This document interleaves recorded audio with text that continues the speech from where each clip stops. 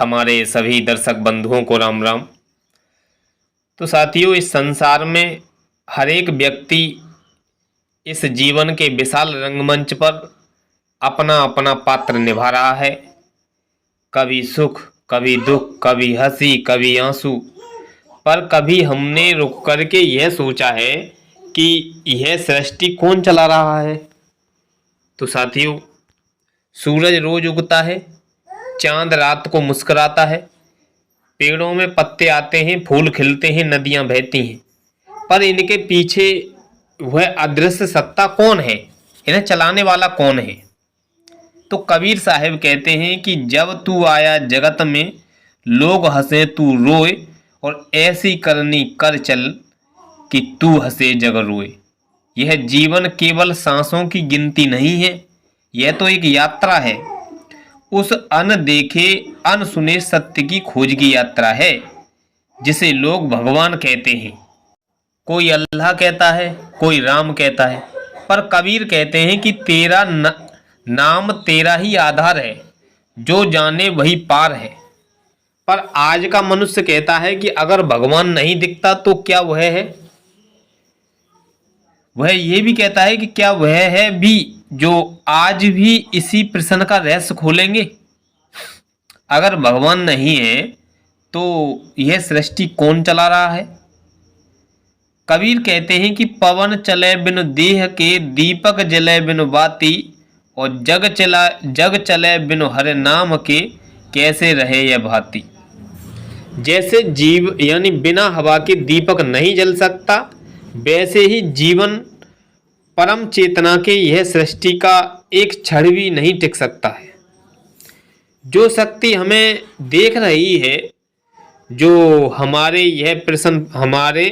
यह प्रश्न पूछ रही है कि वही तो परमात्मा है, वह बाहर नहीं है, वह हमारे भीतर की शांति में बसता है। तो आइए आज के इस सत्संग में हम उस प्रश्न की यात्रा पर चलते हैं जो हर मनुष्य के हृदय में कभी ना कभी उठता है कि अगर भगवान नहीं है तो यह सृष्टि कौन चला रहा है। और उस प्रश्न के उत्तर में हम सुनेंगे संत कबीर की ज्ञानवर्धक कथा, जो केवल तर्क नहीं देती है बल्कि हृदय के भीतर उस दिव्यता का अनुभव कराती है, जो न जन्म लेती है न मरती है, वह साक्षी बनी रहती है। तो साथियों, आइए बढ़ते हैं कथा की ओर। तो देखिए साथियों, कथा है एक शिष्य और कबीर के उत्तर की। कहते हैं कि एक दिन काशी के घाट पर संत कबीरदास अपने जुल्हाए के काम में तल्लीन थे। उनके हाथ में करधा था, उसे ही चला रहे थे राधा, पर मन परमात्मा में लीन था। तभी एक युवक आया, तेजस्वी, तर्कशील और थोड़ा अहंकारी। उसने झुक कर के प्रणाम किया और बोला, गुरुदेव, आप बार बार कहते हैं कि भगवान सर्वत्र है, वही इस सृष्टि को चलाता रहा है, पर मेरा प्रश्न है कि मैंने भगवान को कभी देखा तो है नहीं, महसूस भी नहीं किया। अगर वह है तो आप ये बताओ कि वो सृष्टि कैसे चला रहा है। इतनी बातें सुनने के बाद कबीरदास मुस्कुराए। उन्होंने अपना करदा रोक दिया और वे बोले कि बेटा, तेरे प्रश्न में जिज्ञासा है पर अहंकार भी है। जो जानना चाहता है वह विनम्र होता है। चल, आज तेरी शंका का समाधान भी तुझे अनुभव से कराऊंगा। पहला दृश्य, हवा का रहस्य। कबीर ने कहा कि चलो गंगा तट पर चलते हैं। दोनों गंगा के किनारे पहुंचे। कबीर ने पूछा, बेटा, क्या तू हवा को देख सकता है? शिष्य बोला, नहीं महाराज, हवा को कोई कैसे देख सकता है। तो कबीर बोले कि फिर भी क्या तू जानता है कि हवा है या नहीं है? शिष्य बोला, हाँ, क्योंकि मैं उसका स्पर्श कर रहा हूँ और उसके बिना जीवित रहना असंभव है, तो इसलिए मैं पहचान रहा हूँ कि हवा चल रही है यहाँ पर। तो कबीर बोले कि वैसे ही भगवान को तू आंखों से नहीं देख सकता, पर उसका अनुभव हर क्षण कर सकता है। जैसे हवा से जीवन है, वैसे ही चेतना से सृष्टि है। कबीर आगे बोले कि बिना हरे नाम न जीव सके कोई, जैसे बिना पवन दीप न सोई। उन्होंने कहा कि जैसे दीपक को जलने के लिए हवा चाहिए, वैसे ही इस जगत को चलाने के लिए परम चेतना चाहिए। उसे ही तू भगवान राम, अल्लाह या खुदा या सत्य कह सकता है। दूसरा दृश्य बताया उन्होंने घड़ी और घड़ी साज का तर्क। फिर कबीर ने एक शिष्य से एक पुरानी घड़ी दिखाई जो उन्होंने किसी व्यापारी से खरीदी थी। तो उन्होंने पूछा कि यह घड़ी आप बनी होगी या किसी ने बनाई होगी। तो शिष्य बोला, निश्चय ही किसी कारीगर ने बनाई होगी। तो कबीर मुस्कुराते हुए कहते हैं कि तो फिर यह विशाल सृष्टि है जिसमें सूरज समय पर उगता है, चांद अपनी गति से चलता है और ऋतुएं बदलती हैं, क्या यह बिना किसी रचयिता के चल सकता है?